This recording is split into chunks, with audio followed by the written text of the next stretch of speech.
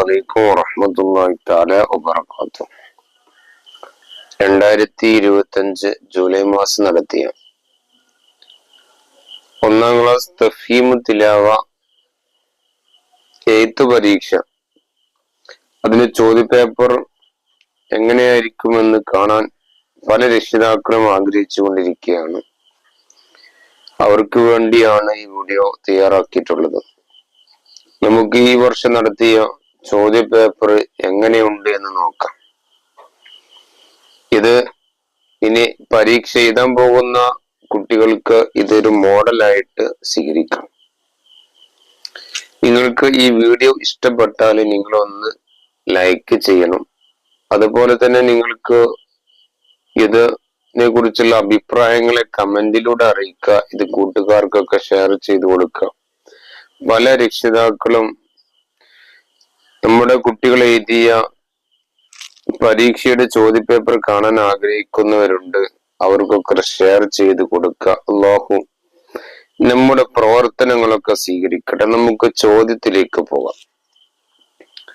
ഒന്നാമത്തെ ചോദ്യം, വിട്ടക്ഷരം എഴുതാം എന്നുള്ളതാണ്. അവിടെ കുറച്ച് പദങ്ങൾ കൊടുത്തിട്ടുണ്ട്.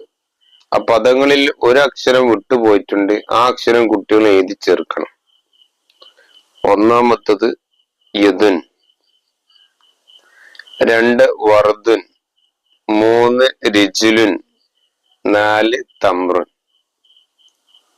ഇനി യോജിച്ച അക്ഷരം കുട്ടികളെ എടുത്ത് എഴുതാം. ആ കൊട്ടയിൽ നിന്ന് കുറച്ച് അക്ഷരങ്ങൾ കൊടുത്തിട്ടുണ്ട്. അക്ഷരങ്ങൾ ഇവിടെ കൊടുത്ത് എഴുതണം. 1 അദബുൻ, 2 ഇബറുൻ, 3 ഉറബുൻ, 4 ദർബുൻ, 5 റജുലുൻ, 6 മർമറുൻ. ഇനി നിറം നൽകാം. 3 അക്ഷരം ഇവിടെ കൊടുത്തിട്ടുണ്ട്. യാ, കാഫ്, സീന്. ഓരോ അക്ഷരം കളറ് കൊടുത്താൽ കുട്ടികൾക്ക് 1 മാർക്കാണ് നൽകപ്പെടുക. ഇനി ബുക്കിൽ നോക്കി എഴുതാം. ബുക്കില് 4 പദങ്ങളുണ്ട്. ഓരോ പദത്തിനും 6 മാർക്ക് വീതമാണ് നൽകപ്പെടുന്നത്. പകർത്തി എഴുതാനുള്ളതാണ് ലൈസ്, ലബുസുൻ, മിൽക്കുൻ, കിത്തുമുൻ, കിത്തിനുൻ, മസദുൻ.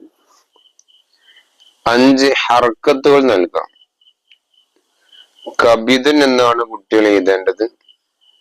അവിടെ കൊടുത്തിരിക്കുന്ന ഫതഹ്, കസർ, ലമ്മ, തൻവീന് യോജിച്ച സ്ഥലങ്ങളിൽ കൊടുത്ത് കുട്ടികൾ കബിദുൻ എന്ന് വൃത്തിയായിട്ട് എഴുതിയാൽ, കബിദുൻ എന്ന് അവിടെ കൊടുത്തിട്ടുണ്ട്, അതിന് മുകളിൽ ഹർക്കത്ത് കറക്റ്റായി കൊടുത്താൽ കുട്ടികൾക്ക് 3 മാർക്ക് നൽകപ്പെടുന്നു.